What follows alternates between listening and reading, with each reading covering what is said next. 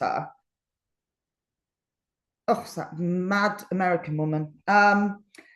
We now have extended that hugely. So we now actually have got, each class will have a novice and an adult class, a junior and an adult class, and then there will be an open class for those on their own horses. So each section that I just discussed, walk trot led, walk trot unled, walk trot canter unled, will now have 3 sections, which will all be judged separately. Let me just get rid of that. Oh, then I can see you. Which will be judged separately. We also have new judging guidelines, ensuring our judges will pay particular notice to the harmony, way of going, and manners. So we're finding our way. This is fairly new to RDA. So these changes have come through the evolution of the performance showing classes.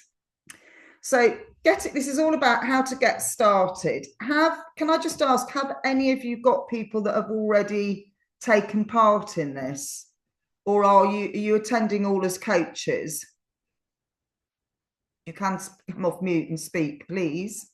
Talk to me. Can you come Coaches. Sorry? Coaches for me. I'm a coach. We've never done any showing at all. Right, super. So you're a real newbie. Yeah. Thanks, Jane. What about you, Linda? Oh, she disappeared. Shirley? You're muted.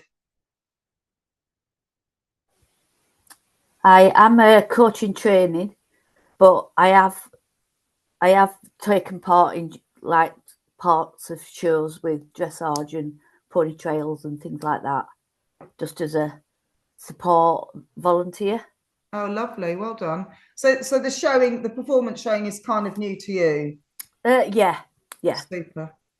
Amy Campbell, not Amy, other Amy. I'm also a coach in training, but our group have taken part in the regional qualifiers in Glasgow, and also there's another Glasgow competition in October as well that we've taken part in for a number of years as well, and I've been involved in that. So yeah, it's really new for us as well. Oh, lovely. Thank you. Okay, so we're going to do, this is all about how to get started, sort of top tips and things like that. So your most important thing is to plan and prepare, and ensuring that you've got the correct equipment and turnout. Maintaining your grooming, your tack and stable management well before the day will really bode well. For example, we all know that a stable stain will become a real stain if we don't address it fairly soon. So if you are thinking of doing any competitions, really, I'm sure you will address that sort of thing on a regular basis.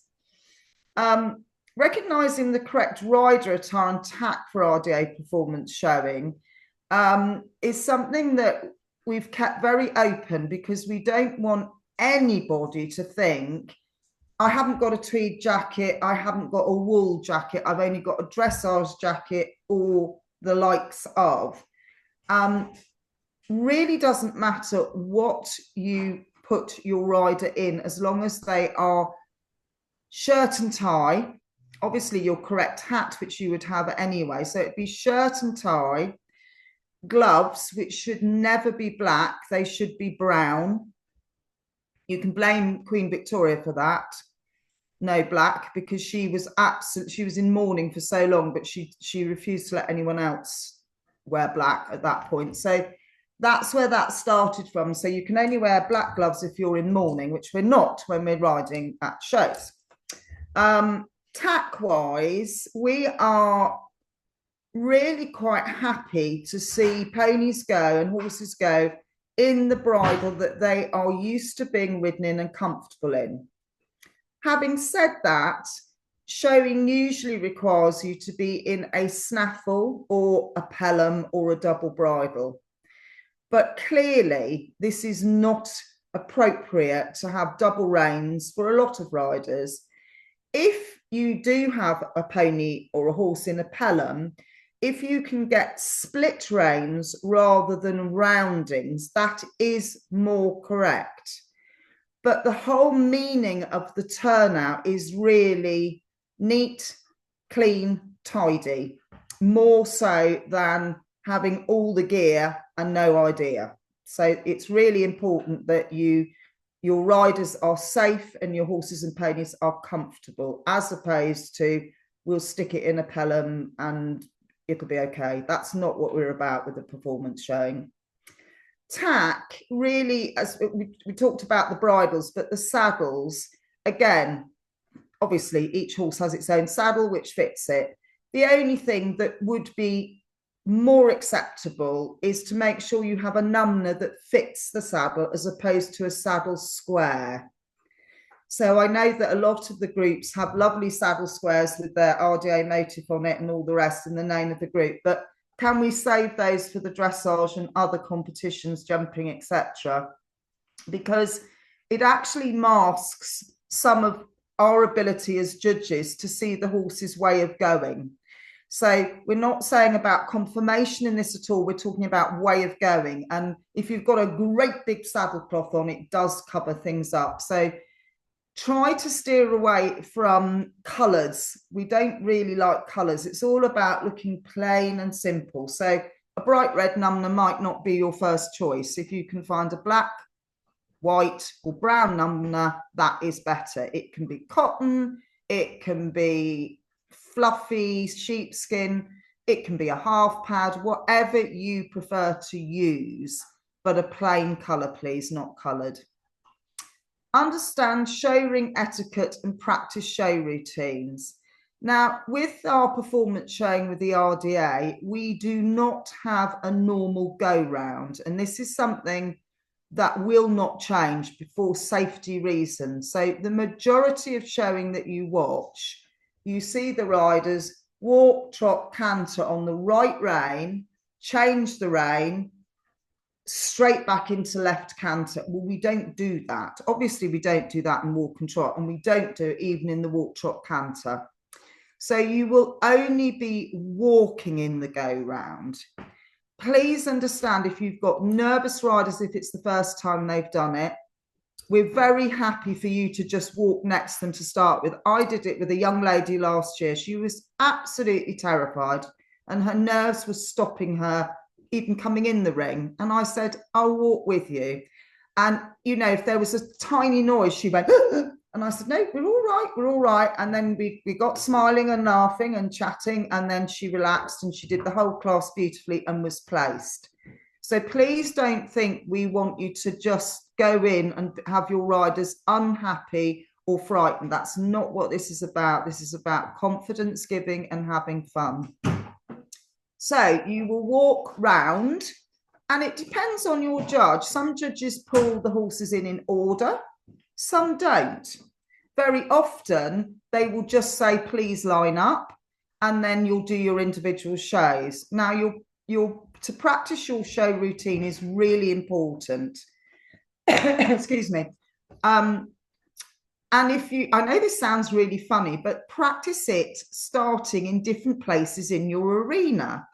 Because for a lot of our riders, it's quite difficult if you've always parked them at A or C, that they're suddenly parked at B or C. They don't know, or B or E, and they don't know which way up they are. So just get the confidence going by practicing, starting off in different places. If you look on the website, you will find several videos that I did a little while ago that give you basic ideas of what you can show in your test. But it's really nice to walk up to the judge to start with and say good morning, smile, then do your little individual show, and then salute the judge when you've finished. Saluting the judge is not salute. It is literally, I teach everyone 1, 2, 3. So 1 is reins into one hand, 2 is drop your right arm down, 3 is nod. And that's all they have to learn to do. So it's 1, reins in the left hand, 2, drop the right hand, 3, nod the head. If they do it with the wrong hand, will they get marked down? Of course not. It doesn't matter. It just is nice to see a correct salute. So by doing all this early enough in your training, you are building confidence and encouraging positive experiences in training. And this is what performance showing is all about. It's a chance for these people to just shine quietly with their leader or on their own and not feel under pressure to remember a long dressage test. Obviously, we're unique that it's on its own. It's a standalone competition, but it is a great stepping stone for people. Any questions on that so far? No? Marvellous. So we're going to start practicing the individual shows earlier than normal. People sometimes think a month is long enough. It's not. It's not to get prepared and for these people to learn the tests, or their little program. So just give yourself plenty of time and experiment what suits your horse and rider the best. You know, sometimes we've got people who run out of breath. They don't want to trot a full figure of 8. They can walk across the middle. I think one of the videos shows that. Don't think you've got to do everything in a hurry. We don't want hugely long shows, but you can break down how you do your walk and trot. You might even want to put a halt in. Use what is best for you and your rider. And get comfortable with the routine. You know, make it fun. Sorry, I've got a dog whining. I'm so sorry. Right, go on out, quick. So sorry. That's the problem with sitting in the kitchen. So get comfortable with the routine and enjoy working on it. Any questions on that, on routines? Does anybody want to know anything more about routines and how to set them up? No? Let me just say that don't let your riders canter for too long. You know, make sure it's a short period of canter. It doesn't have to go on and on forever, because that's when people can get tired. Horses can get a little bit more feisty if they are a bit sharp. So keep that to a minimum. Okay, now I don't know if any of you have found this, but I have got a wardrobe that shrinks my clothes each year. Please make sure your show gear fits. Kids grow, change shape. And what fitted last year, it's horrifying when you, especially with these kids, they grow like weeds. You put their joggers on and they've got half their legs showing. So let's make sure that everything fits. Make sure it's nicely cleaned. You're much better to clean regularly, you all know this, than you are just to have a big go the day before a show.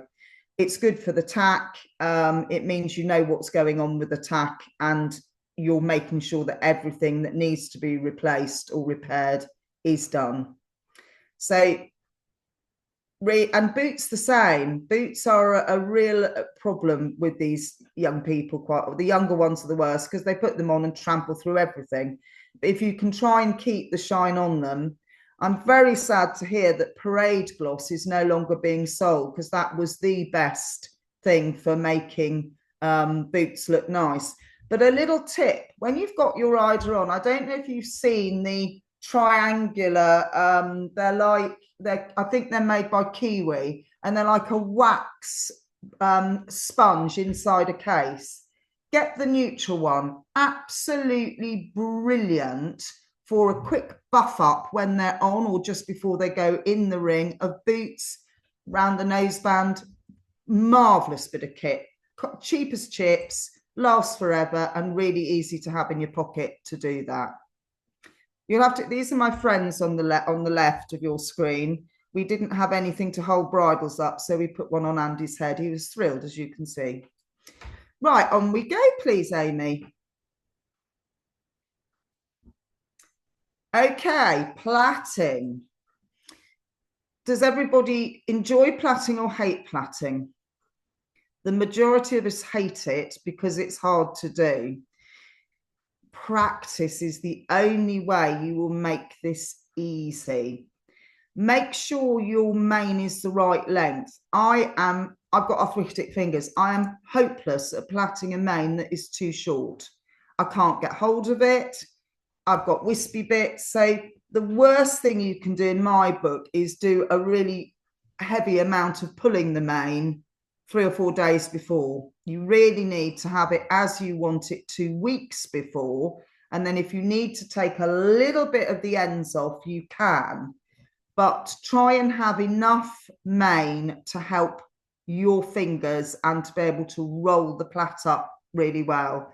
If anybody wants a turnout session, we can easily do that. I can get recordings of plaiting for you. If that would help you, just shout, I will sort that for you. Keeping manes tidy. Now, some people don't pull tails, that's fine. But again, now the damn thing wants to come in. Excuse me. In, come on. Plaiting tails is really quite an art. And again, practice makes perfect. If you've got a tail that has been pulled and is growing out, it's a nightmare to plait because you get those really thick, heavy bits of sort of that length of tail, and that's really hard to plait in. So now is the time to make a decision whether you're going to get in your bed. Now, bed. Now is the time to make a decision as to whether you're going to go with that au naturel look or whether you're going to start pulling it. Plaiting, if you look on the bottom left with the nice coloured horse, they're quite uneven, the plaits. They don't look like they're spaced correctly. The old-fashioned thing, which won't affect your placing, but the old-fashioned thing is that you should have uneven plaits down the mane, and the top knot, the forelock, is your even. The majority of horses look nice with 9 plaits. Some people do 7 and some people do 11, but 9 is the standard. Again, practice. So the horse on the right, if you look at it, that is very much a dressage way of plaiting. So it's got white tape to make the plaits stick right up in the air, whereas the plaits on the left are sewn into the neck. So the nicest ones are on the chestnut. And that mane will be quite long because of the distance between each plait.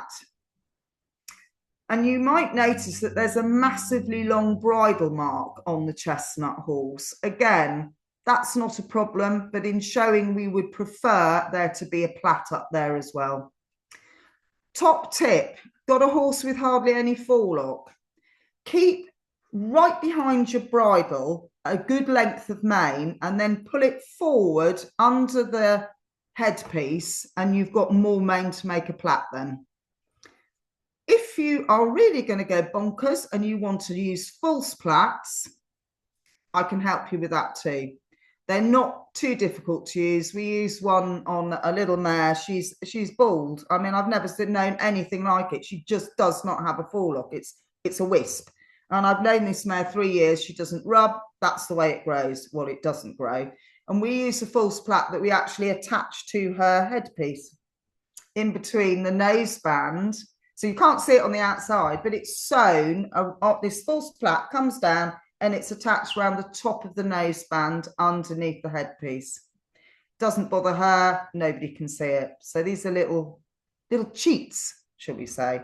Right, on we go.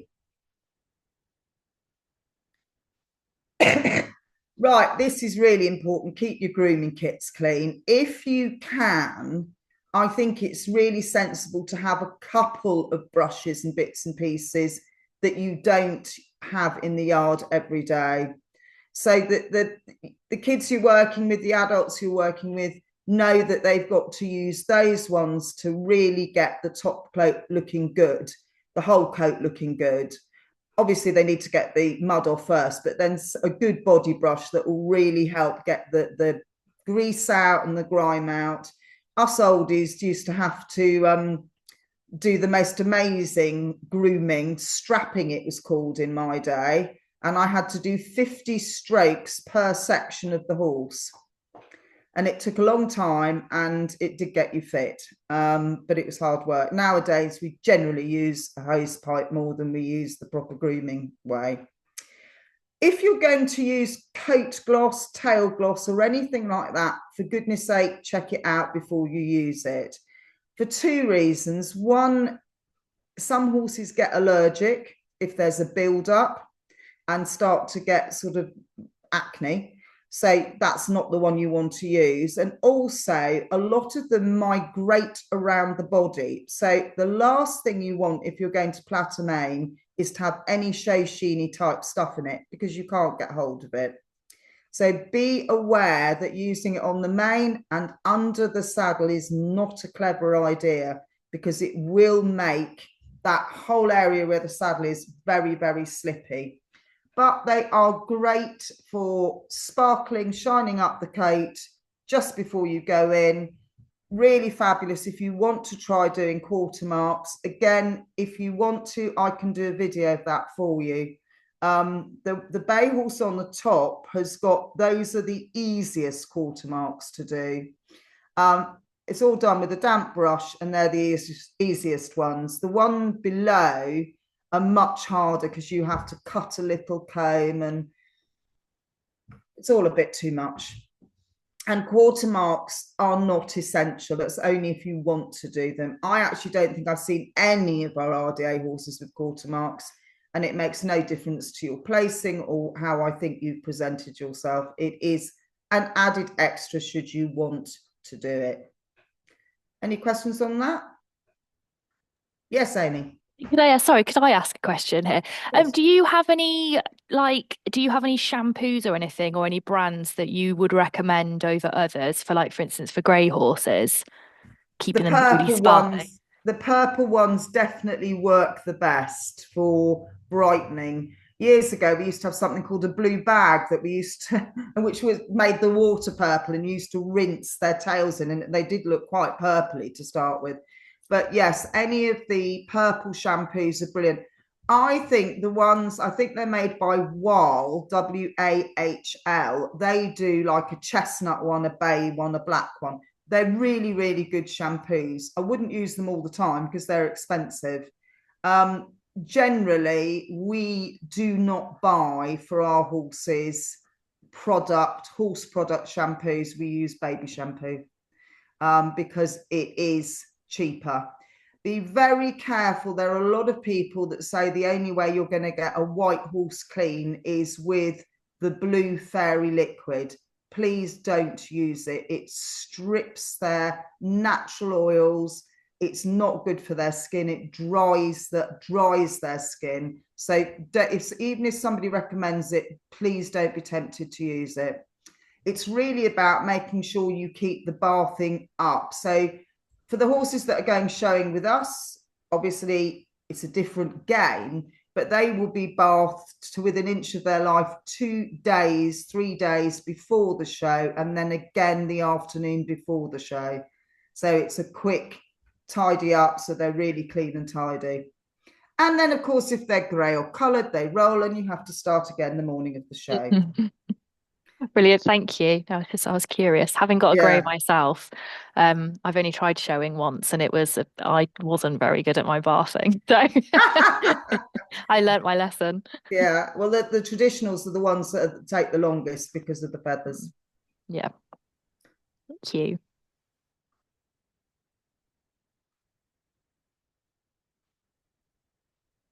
Yeah, we've just talked about gather all necessary grooming tools early, organise everything for easy access on the day. I generally find that having a show grooming kit is a great idea. You can start to put it together now in its own box, and things like chalk, if you want to use chalk on the socks. I actually think the best one is the powders that you mix with a bit of water. And then you get an old softest brush, and you just brush them on the legs and leave it till it dries. You brush it off, and honest to goodness, their legs stay white for days. That's a really good product. But you know, everything's expensive. So if you start to slowly put things together now, you'll probably find that you will get a nice collection of exactly what you need. So a lot of people use a show sheen in the horse's tail to help keep the dirt out, easier to brush so you don't have the breakage and lose the thickness of the tail all the time. If you really don't want to buy them because they are expensive, Mr. Pledge has silicone in it, and that is what people are, that's what the main product is in these tail conditioners. But again, if you're going to plait a tail, your bathing has to be really good, because you've got to get right into the dock, because there's nothing worse than a plaited tail that's got dandruff all over it and claggy bits. But you don't want to be putting any of that type of thing on before you start plaiting, because again, you can't hold on to the hair properly. So just go carefully with the use of that. We always use something in their tails because of the mud, and it stops the breakage when you're brushing them.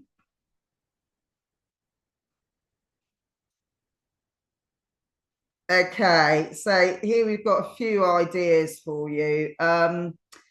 If you're going to make a bun, that technically is the correct thing to do, but to be honest with you, not all safety harnesses accommodate a bun at the back. So please check, if you want to put a bun in somebody's hair, that it works. It's got to be very low down for a start off, because originally showing was never, you never rode in a safety hat. You rode in a normal old beagler or patey without any straps on it, or a bowler hat or a top hat, but you did not wear a safety hat. And now we are all far more safety conscious. Hallelujah. We must be aware that it's not easy to get hair neat and tidy. One of the things I really dislike is, and I think looks messy and is easy to rectify, is a baggy hairnet. Hairnets, you can actually get thin hairnets. Again, I can advise you where you can get them in bigger boots, but I have a lady who's a side saddle person, and she can send them out to you. But a couple of thinner nets, particularly on short hair, look far, far nicer than an old baggy, you're not old enough to know Ina Sharples from Coronation Street, but that type of big holy hairnet. Now, if that's the only thing you've got on the day, or you've forgotten your thin ones, or something's gone wrong, make a knot in the top, not too high up, but if you just knot the hairnet at the top, it pulls it all up and tightens the elastic, and you'll actually get a lot more life out of it then. Long hair is very difficult. You want it to be not flapping about, but a plait. So I think both of these little girls have actually got plaits that are tied back up inside. I have known people sew them. I've also known people pull their hair and put a load on top and then make the bottom bit neater. Not necessary in our game. As long as the hair is neat and tidy, a little spray of hairspray does help with the old wispy bits at the side and back, but we don't need to go mad. Gentlemen, we hope, won't be requiring a hairnet, and we hope that, you know, they don't have to worry so much about their hair. If you've got very short hair and you want to have a bun and look sort of a bit more elegant in that way, there are lots of false buns you can buy on the internet. They look a bit like a sort of dead rat, but they work. And then you can sew them to the back of your harness. So you look like you've got a super bun when actually you've got no hair at all. You've got short hair. But that is something that, you know, that's sort of going a bit OTT. Silk ties are much easier to tie for a neat knot than the big polyester ones. And charity shops are your best place to go. Dad's wardrobe, granddad's wardrobe, anything like that. Just go and beg, steal, borrow. And it's really nice if you can sort of think, if you've got a tweed jacket, what sort of colours are in the tweed? Can I match the tie and the shirt to it? Just gives you a little difference. Not essential. A white shirt is absolutely fine. Black ties generally are a no-no, a bit like the black gloves. We're not in mourning, we're having fun. You don't want to have a hugely bright tie. Some people, these children are very bright with their colours, with their red and white ribbons. bit OTT for me. I'd rather go without those. We don't have to go quite that far. But keep your colours to a reasonable hue. I think you can just see the girl on the right riding has got a little red tie that matches her red ribbons. But again, you don't have to go that far with the ribbons, but make sure the tie is not too garish. My favourite tie's got little teddy bears on it, but you know, that's me. So any questions on turnout for hair and stuff like that while we're on it, or is everyone happy with that? Amy, what do you do with your hair? Because your hair's really, well, both the Amy's have got lovely long hair. Amy Campbell, what do you, oh, go on then, Amy, sorry. Well, I was gonna, I think you'd despair if you saw me competing, I think would be my, I doubt it. I tend to go show jumping and pop in a sort of ponytail that's quite long. So, Yeah. but yeah, yeah, like I said, I tried showing once and then I thought, I don't think this amount of preparation's for me. So the more you practice, the easier it is, actually, to be honest. And once you've got your kit together and you know, practicing doing your hair is quite important. So yeah. I'm a side saddle enthusiast, and we have to have the perfect bun, and it's a nightmare. And we even, this is how bad it gets at the top level, some of the girls even wax the back of their necks to get the little hairs off. Agony, why would you do that? Ouch. And then once they've got their bun in place, somebody uses a black marker pen to make sure that they don't, a dull black marker pen, so that the bobby pins they've put in don't shine under the lights. Crazy. I won a lot in side saddle and I never did any of that, I can assure you. Okay, thanks, Amy. Have we got another slide? I can't remember where we are in these now. So here we go. Nice, quick ways of sorting things. There's nothing worse than a baggy collar and hanging down. That really doesn't look smart. So think about putting a tiny pleat. I can't thread a needle, but even I can do this. Just literally put a fold in the back and sew it. If you really can't do that, then you'll have to pin it. Not with a safety pin, please, not normal pins. The actual best place, if you've got ladies with small necks, gentlemen with small necks, kids, is school shirts. School shirts amazingly seem to fit adults, but it means you've got a collar that fits. So again, charity shops often carry old school shirts. Have a look and see. You don't have to spend a fortune to look nice. You really don't. If you've got somebody who's growing out of their jacket like children do, nothing worse than seeing a great big piece of wrist.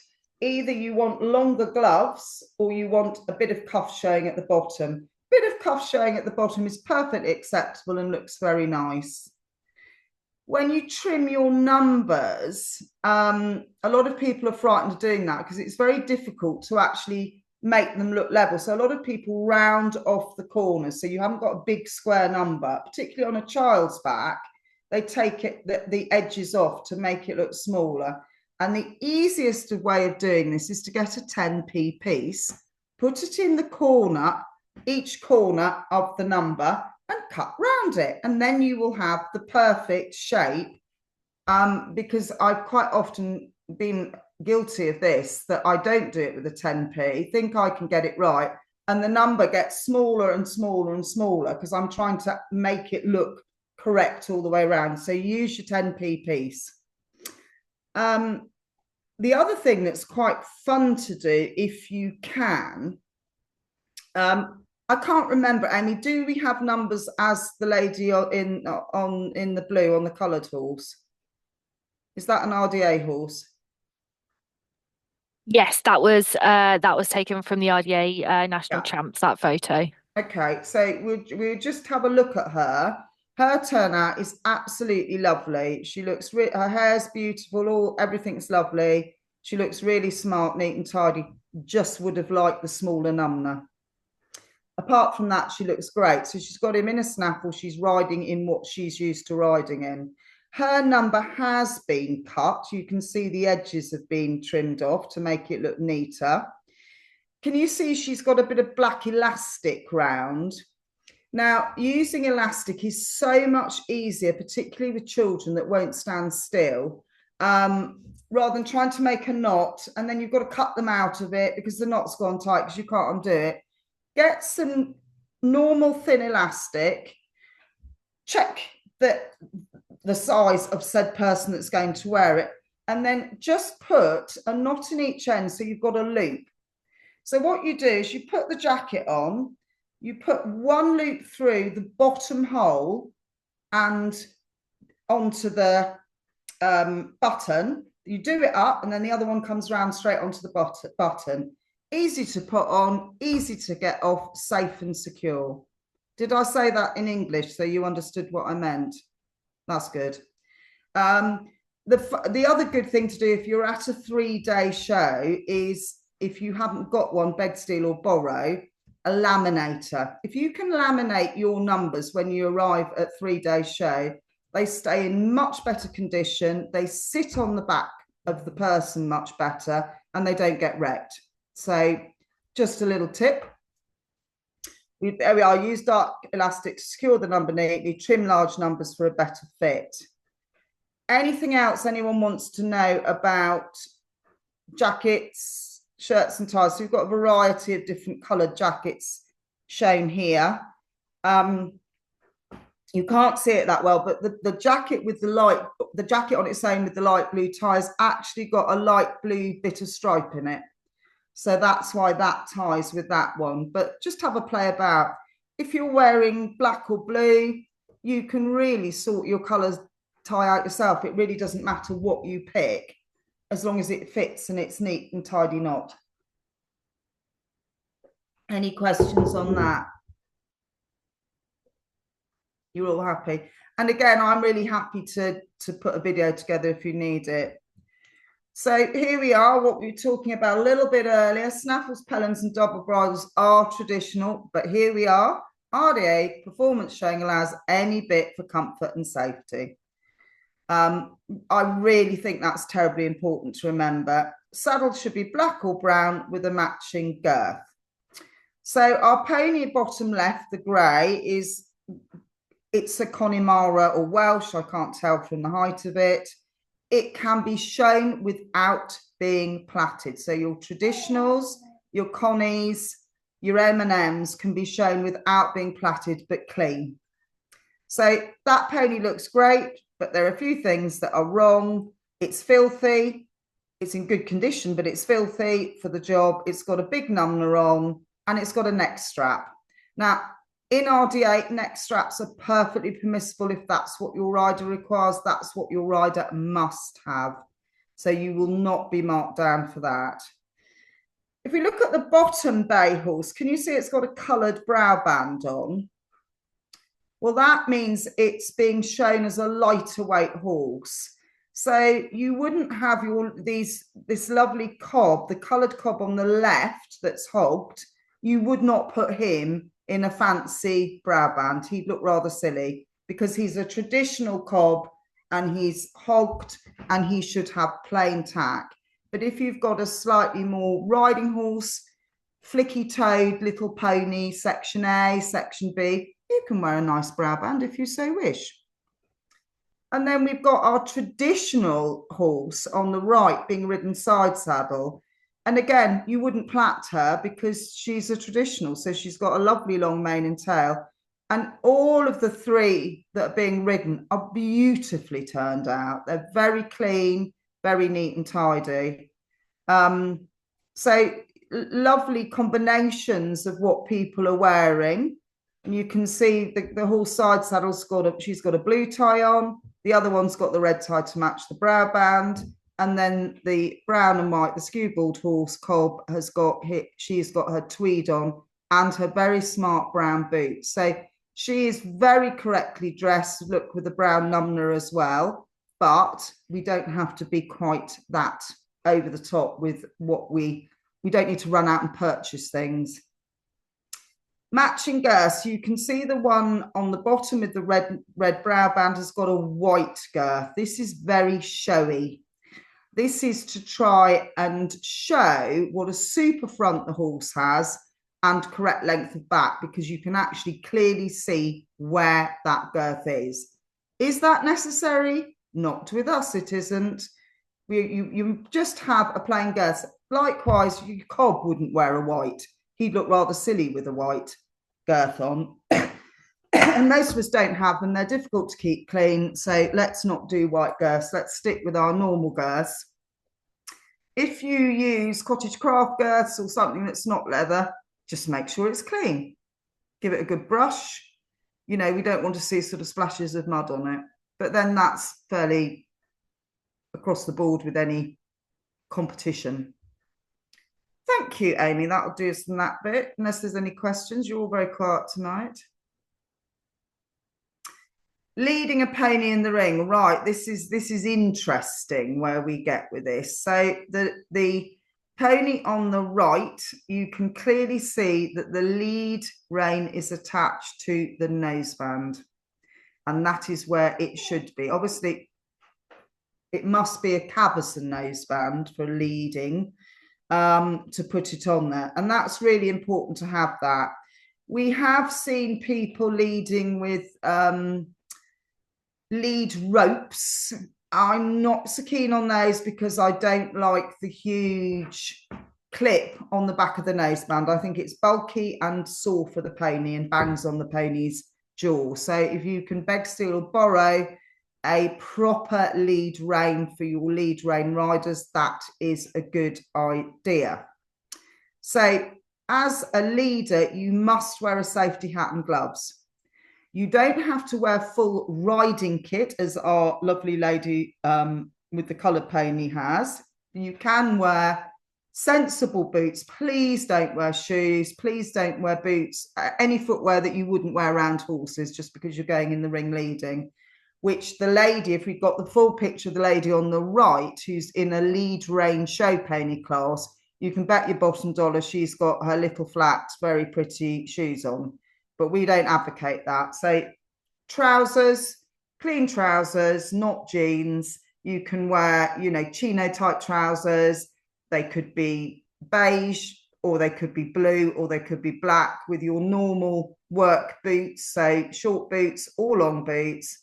And if you're wearing that, you could wear a nice jacket. You don't have to wear a shirt and tie as a leader. You can have a nice scarf on or anything like that, but you must have your safety hat and gloves on. The majority of people that lead are quite often young and do wear the full riding kit. When you're leading, the idea is that you are there in case you are needed, not that you are in total control. So technically, you should be able to lead with one hand, or one hand and then the other hand far away. You shouldn't be hanging on with your elbow in the pony's chest to stop it running off. So that's where we would be marking you down for manners and harmony, because the rider is not able to actually have any control without the leader. When you do your individual show, the littlies don't always remember it, but then a leader can help them. You know, any of our riders being led may not be able to follow the program that you want them to learn very easily. Doesn't matter. You can talk to them and say, right, now, okay, and now we're going to trot on. Perfectly permissible with us, not in lead rein show classes, but we're not doing lead rein show classes. We're doing lead rein performance RDA. Don't get the two confused. So you can help your riders and you can say, right, should we trot on now? Are you ready? And can you get ready to walk and walk? But what we don't want to see is you going yank, pull, or, you know, I've not seen it done, thank goodness, but dragging the pony because it won't go. Let the rider do the work. They're the rider. You're there to help, not to control completely. So you're maintaining control, but while allowing the rider to ride. Are there any questions on that? Because this is a little bit of a different one. Now you're all happy with that? And don't forget, we're really happy if it's an adult being led. It doesn't have to be a child. So here we go. Judges appreciate a confident, happy rider. We know that a lot of them are very nervous when they come in, and they get better and better. But, you know, you can come in when the ponies and horses are standing still waiting for their individual show. All coaches are allowed to come in and stand with their horses. That's your time to make sure your rider is okay. I'm usually in the ring stewarding. I'll go up and down and chat to them, make sure everyone's happy. So do try and encourage a little smile at the end of the show to let the judge know that you've got through it. It gives, as this says, smile at the judge to leave a positive impression.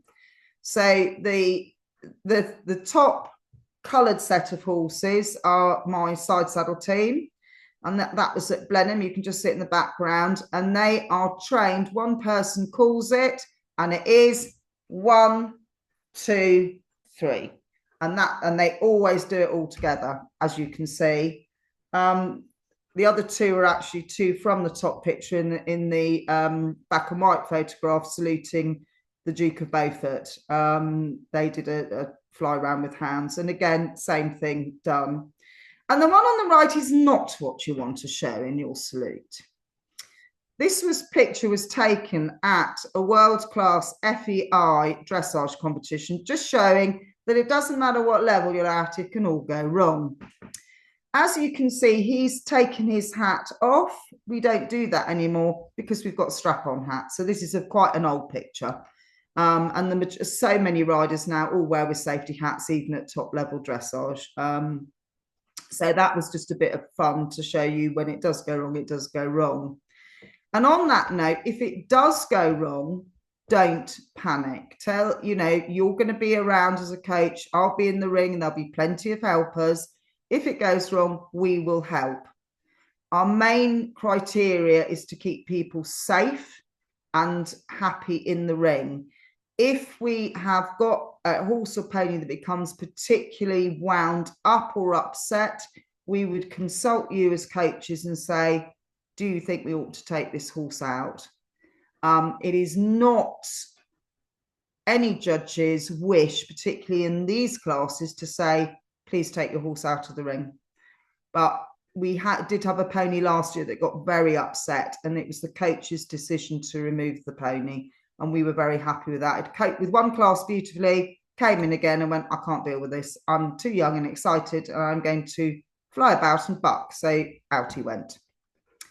So are there any questions at all? And is there anything else that you would like me to send you or help you with? And there it says it's about enjoying the experience. I've already said there are lots of people in the ring to help you, and a prepared rider is a confident rider. So any questions at all? I have a question for probably for Amy. My group rides at a riding school. We don't have our own ponies. We don't have the time or the facilities to do all of the care and grooming and preparation. We don't have our own tack. We ride with what we're given.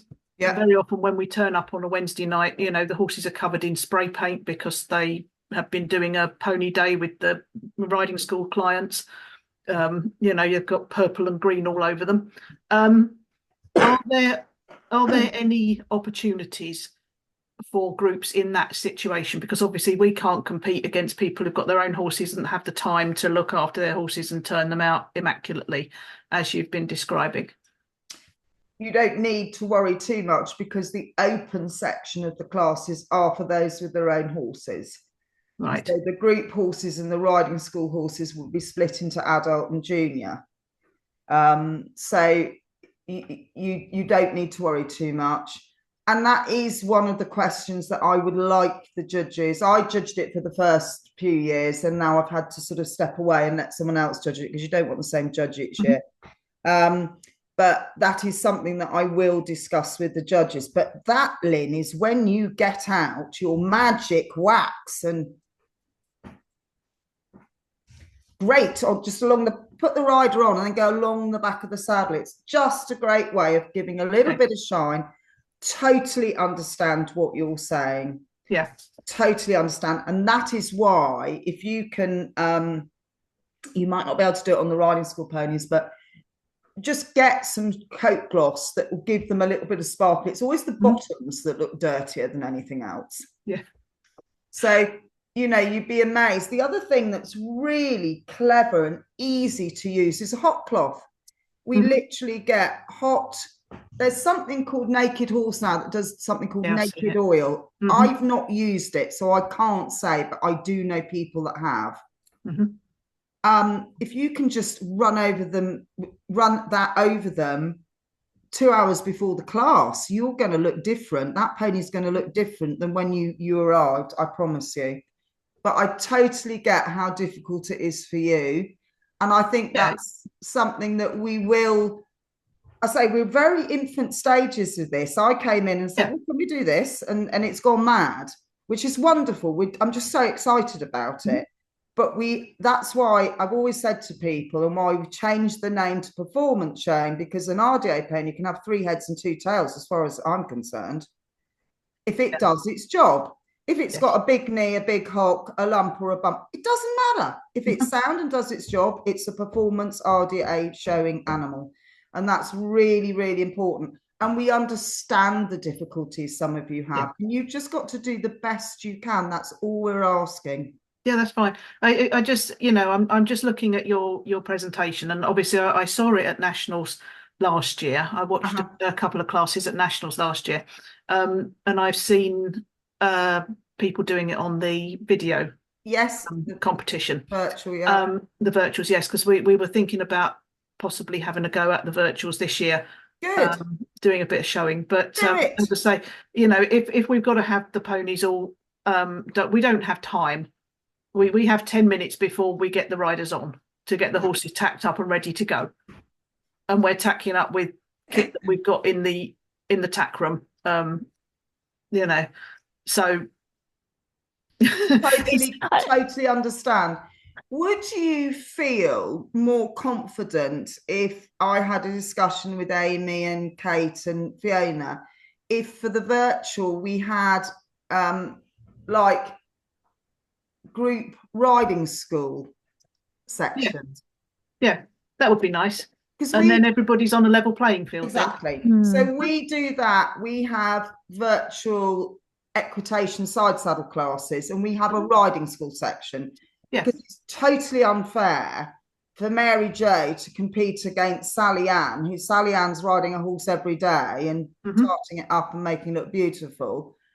And the other one isn't, you know, because they can't, because they're getting on the horse and riding it from the riding school. They won't have practiced as much. So Amy, do you think that sounds like a nice idea to put into the virtuals to make? Yeah, absolutely. I mean, it's this is where I have to go. It's technically not my team, so I can't promise anything. But yeah, no, it's definitely worth bringing up. But I mean, the one thing I was thinking, Lynn, I was wondering whether could you have a conversation, because you know how you say they tend to do, you know, if they're spray painting ponies and doing that sort of fun thing.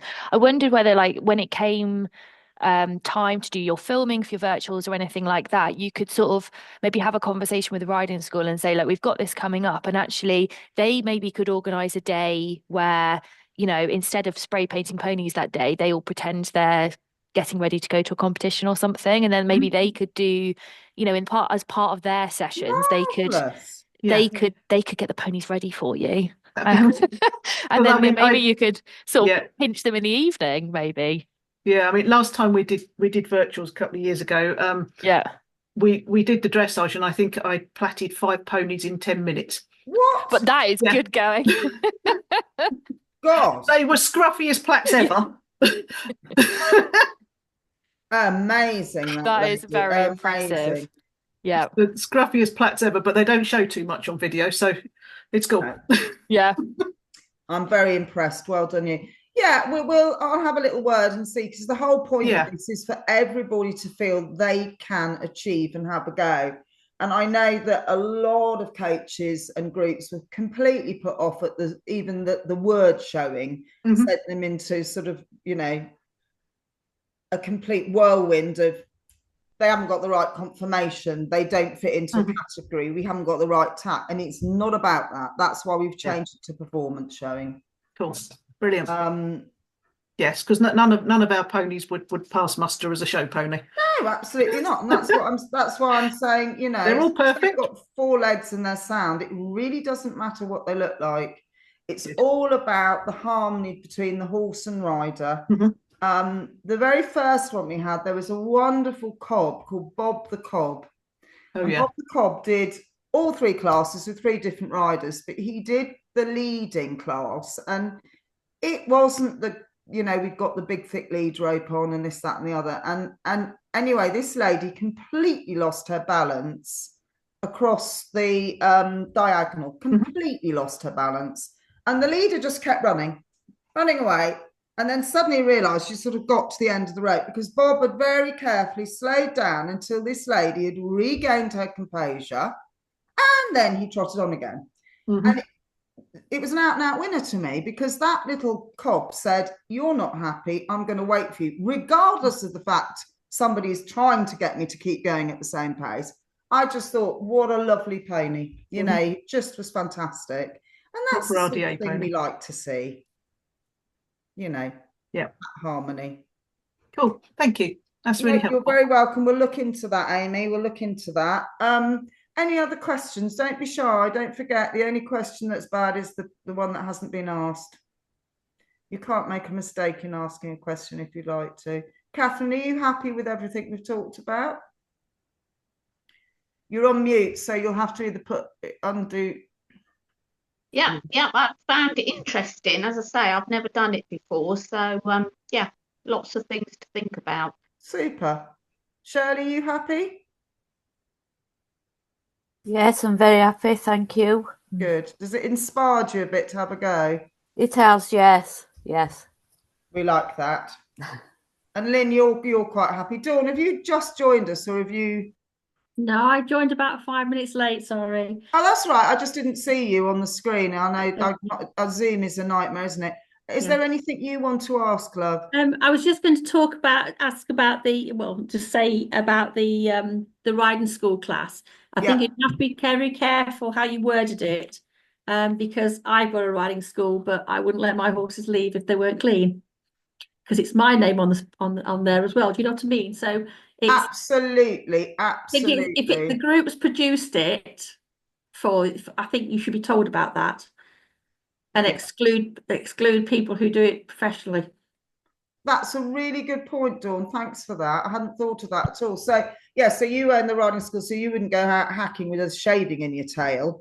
Well, I might do occasionally, but I wouldn't get leave the yard until they've been bathed twice or 3 times for show. Yeah. I mean, that's a great last year at the Nationals we had 5 greys there, you know, white greys. So you're professionally producing your riding school horses because that's what you do, whereas Lynn is borrowing riding school horses that have no production at all. Yeah, we can think about that one then, can't we? Well, we could have riding school, because I still think, you know, your riders come under the same category, but we could perhaps have different set of rosettes or something for those that are produced by Dawn and people like you, and for people like Lynn who are just literally having to pick up on what they're presented with. I'm sure there's always a way around these things. There's always a solution, but that's a really good idea. That's really kind of you, Dawn. Thank you for mentioning that, because it is totally different from Lynn's situation, isn't it? Yeah, totally.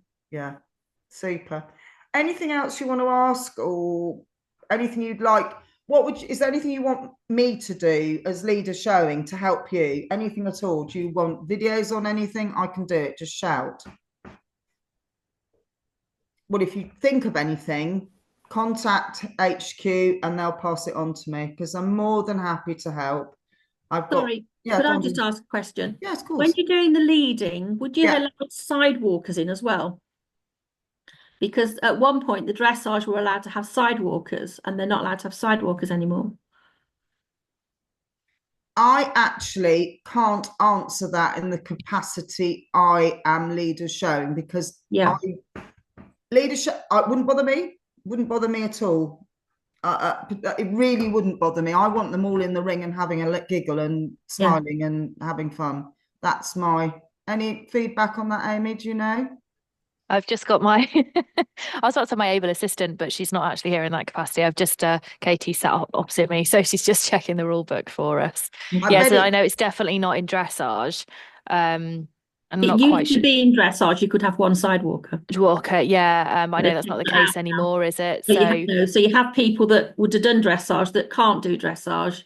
Yeah. They are not physically able to do the Countryside Challenge because of their disability. So yeah, showing would be a nice thing for them to do. Absolutely. I couldn't agree with you more. Let's it wait. I doubt it'll be in the rule book, Katie, because we've never thought of it.